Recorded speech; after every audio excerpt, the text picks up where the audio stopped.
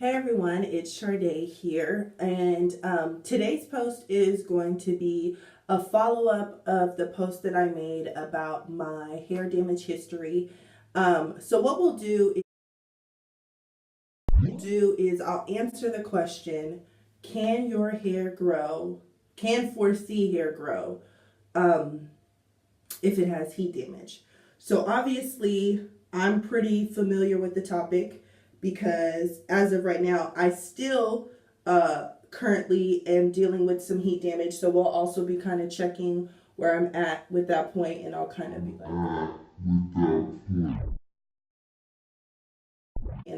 be like, moisturizing my hair as we go along. So it's already I've already kind of started the process. I'll have that video linked below in the description. So if you haven't seen it, you can go back and take a look at where my heat damage is or was at that point, and then you can kind of see where this update is. So currently my heat damage is in the front. In the back, it's still doing pretty good. We've got a pretty good curl pattern. But in the front, that is where I have my heat damage, as you can see. So we're going to be checking and getting an update on that. And I'll also be telling you, can your hair grow with heat damage? And it can. Probably the craziest thing was my hair was probably the longest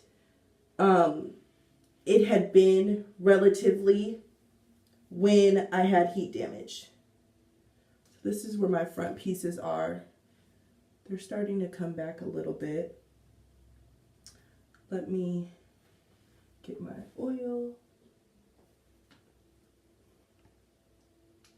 Yeah, so this is a little bit better than where it was the last time that I saw you guys, or the last time that we talked about this.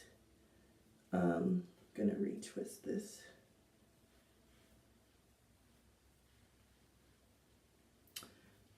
It's a little bit better. Definitely not like my back part, but I'm still only using the AG Hair Cosmetic Keratin Repair Restore Daily Strengthening Conditioner.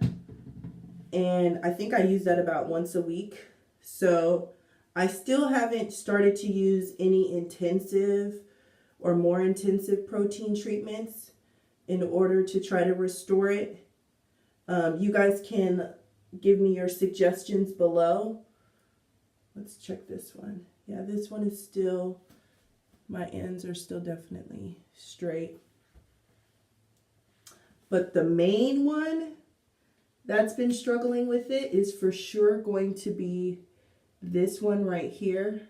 As you can see, it's like very straight.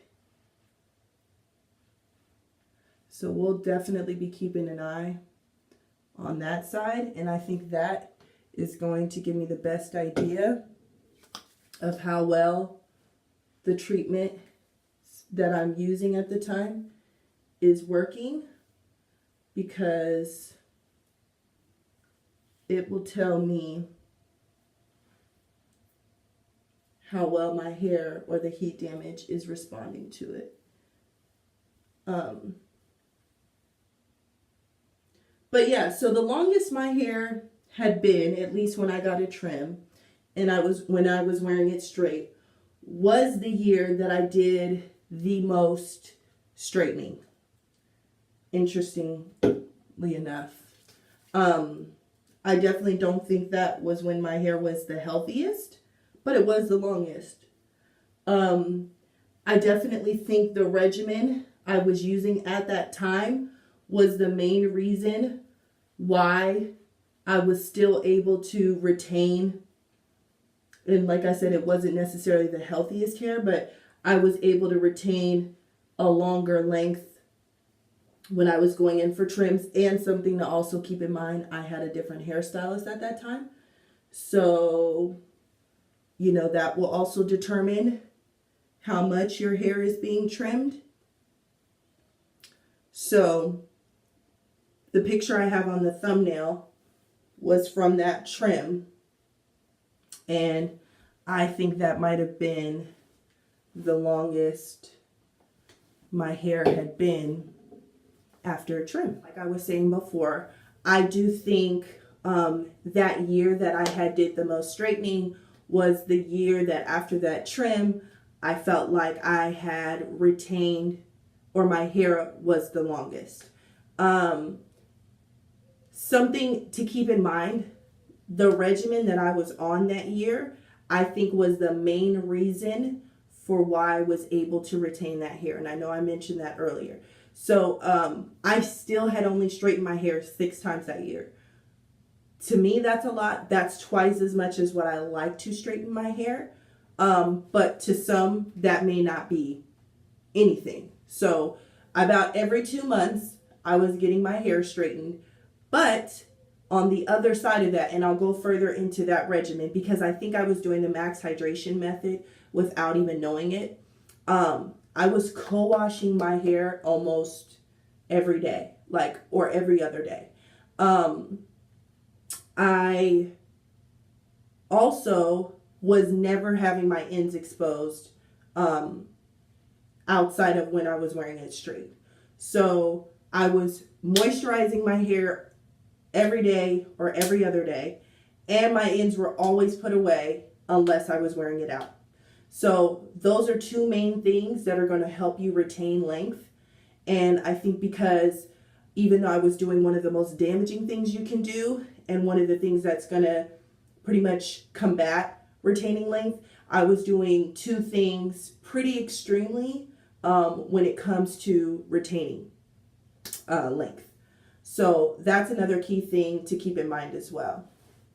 So to answer the question, can your hair grow with heat damage? Yes, your hair can grow with heat damage, and to some extent you can retain length.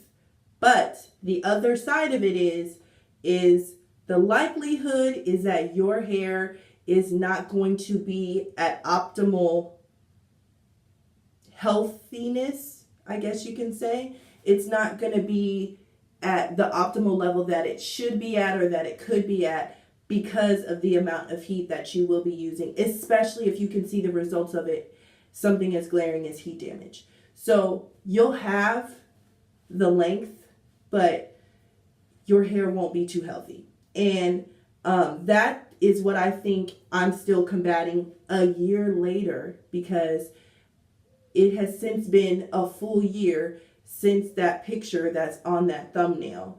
And while my hair has rebounded and not had so much of the visual effects of heat damage, I'll try to find a picture of that in between time, I'm now back to it. So your hair is kind of like this compound thing, you know what I mean? Like, it's something that you kind of break down and you build up, right? So if you break your hair down and you break your hair down and you break your hair down and then you build it back up, it's going to be that much easier for it to get broken down again. So it's just kind of this constant thing that you're going to be going back and forth on. And that's why, if you can avoid heat, avoid it. You know what I mean? Now, if you still want to use it, but use it sparingly, you know? But if you want to know, can your hair grow? Will it continue to grow? Can you retain some length while still straightening your hair? You can. And like I said, I'm still at the point where I'm still straightening my hair. I never planned to straighten it as much as I did that year, but I'm still at the point where I'm planning on doing it a few times a year. So, your process will be slower. You are going to have more highs and lows, most likely, especially if you're someone who's prone to damage. Like I mentioned, I'm someone who's prone to damage. Whatever damage could happen will happen. If breakage is a side effect, I'll probably have breakage. If heat damage is a side effect, I'll have heat damage. When I used to get tracks put in my hair, I would get like the thinning. I still have it, and I'll actually check on that as well. With a wig, I got a wig that was too small, and a gash got taken out of the middle of my head, and you'll see that in the last, you saw that in the last video as well. So if you're someone who's prone to damage, when I got perms, my scalp would burn and I would get scabs and stuff in my scalp. If you're someone who is prone to damage, limit that. Limit the things that cause that damage as much as you can.